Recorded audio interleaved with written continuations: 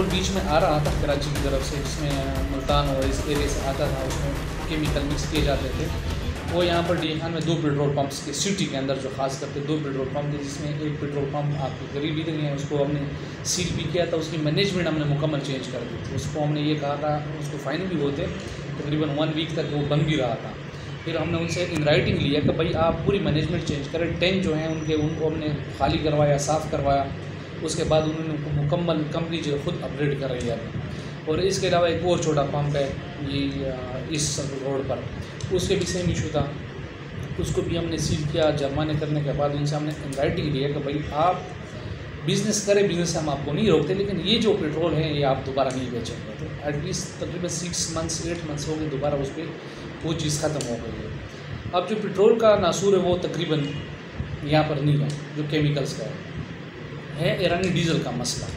अब ईरानी डीज़ल का ये मसला है कि जो चीज़ मेन है हमारे पास, जिसमें डीज़ल एजेंसीज़ हैं, तो डीज़ल एजेंसी हम वो है छोटी छोटी सी दुकानों में। जब हम कहीं पर ऑपरेशन शुरू करते हैं, जब एक बंद करते हैं तो दूसरी तीसरी चौथी खुद बंद हो जाती है। फिर उनमें हमने अक्सर में ये किया है कि हम उनको बंद चीज़ को हम फिर बंद कर देते हैं। लेकिन अक्सर में इश्यूज़ ये भी आए हैं कि हमने कुछ जगह पर इस सीलिंग की थी, लेकिन वो हमें चूँकि इन्फॉर्मेशन गलत दी गई थी। वो असल में थे ये जो मैकेनिक होते हैं ट्रैक्टर वगैरह के, गाड़ी के मैकेनिक्स थे, तो वो हो गए थे। उसके बाद फिर हमने थोड़ी इस चीज़ को डिनाई करके हमने कहा यार प्रॉपर इन्फॉर्मेशन अगर हमारे पास होती है एग्जैक्ट, तो उसको बंद करते हैं। जहाँ तक आके पेट्रोल पंप का, पेट्रोल पंप का इशू ये है कि हर बंदे के पास कंप्लेंट है, हर बंदे का जो आपकी यूनियन है, हमारी दूसरी है, हर बंदे के पास कंप्लेंट तो है कि जी ईरानी डीजल पेट्रोल पंपों पर इस्तेमाल होता है। लेकिन जब हम उनसे डिटेल लेते हैं कि जी आप या पंप का नाम बता दें, या हमें कोई का सोर्स दे दें, या हमें कोई ऐसी इन्फॉर्मेशन दे दें जिस पर जाके मौके पर हम कर लें, उसके लिए कोई रेडी नहीं है।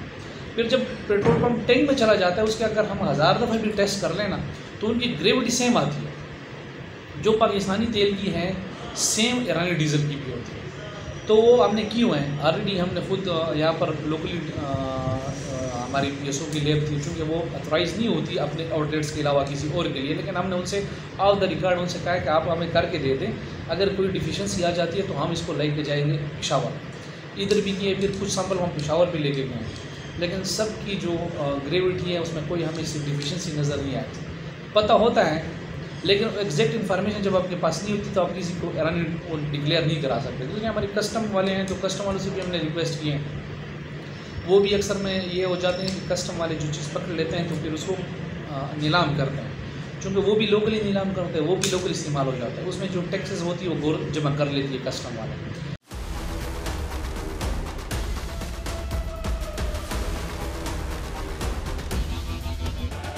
लोकल जो हमारे लोग हैं वो अफोर्ड नहीं कर सकते। वो खुद हमने कई डिकेंटिंग पे कार्रवाइयाँ की हैं, लेकिन वो लोग कहते हैं कि आप तो हमारे ही गलत दबा रहे हो।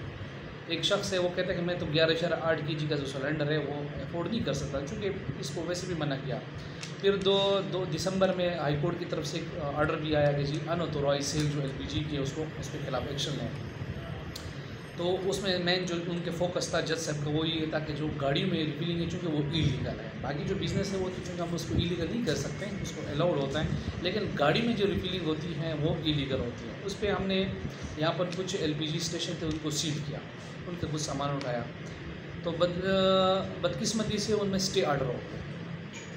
जब स्टे ऑर्डर हो गया उसके बाद फिर हमने एक दफ़ा फिर कार्रवाई की, उसका रिकॉर्ड ले लिया उनसे। फिर हमने इन राइटिंग ले लिया कि भाई आप जो रेजिडेंशियल और कमर्शियल LPGs की फिलिंग करते हैं बिल्कुल करें, वो आपका हक है, कारोबार कर सकते हैं, लेकिन गाड़ियों में जो है ना वो ना करें। बहरहाल उन पर फिर उनके वकला भी आए, उन्होंने कहा जी आप स्टे के ऊपर। हमने कहा जी स्टे तो आपने ली हुई है लीगल बिजनेस के ऊपर, तो आप इलीगल काम कर रहे हो, तो इसके ऊपर स्टे वैसे भी अदालत नहीं दे सकती क्योंकि हाई कोर्ट्स के आर्डर है। अभी रिसेंटली चूँकि वो फिर मना नहीं हुए, फिर ज़्यादा हो गए। अभी लास्ट 13 अगस्त को हमने फिर जाके 11 के 11 LPGs को सील किया। पूरे 2 दिन के लिए हमने उनको सील रखा। उन्होंने कोशिश की इधर उधर की, मैंने कहा नहीं आप हमें लिख के दे दें। ऊपर से भी ऑर्डर्स हैं, डिप्टी कमिश्नर साहबा के भी ऑर्डर्स थे कि जी ये चीज़ें एक्सेप्टेबल अब नहीं है। तो उन्होंने एक तो हमने उनको फ़ाइन भी किया और ऊपर से हमने उनकी राइटिंग में ले लिया कि जी आप बाकी कारोबार करें, लेकिन गाड़ियों की जो रिफिलिंग है वो नहीं करने देंगे हम आपको। तो इस पर हम ऑनरेबल कोर्ट से भी हमने रिक्वेस्ट की थ्रू डिस्ट्रिक्ट अटॉर्नी कि भाई आप उनको भी इन्फॉर्म कर दें कि जो उनका स्टे है ऑलरेडी, चूँकि यहाँ पर अप्लाई नहीं होता, लेकिन चूँकि ऑनरेबल कोर्ट होती हैं तो उसमें फिर इश्यूज़ आ जाते हैं। कि भाई आप उनके एग्जैक्ट इन्फॉर्मेशन उनसे ले लें, क्योंकि उन्होंने फैक्ट जो है ना वो कंसील किया है। ऑनरेबल कोर्ट को यही बताया कि जी हम आम बिज़नेस करते हैं LPG का, जिससे ये लोग हमें तंग करते हैं। इवन वो आम बिज़नेस नहीं करते, वो गाड़ी में रिफिलिंग का काम करते हैं। तो इंशाल्लाह अभी वो भी आपको नज़र नहीं आएंगे, जितनी हमारी कोशिश है इंशाल्लाह हमारी अपनी तरफ से है कि लॉ इम्प्लीमेंटेशन फुल फ्लेज में हो जाए।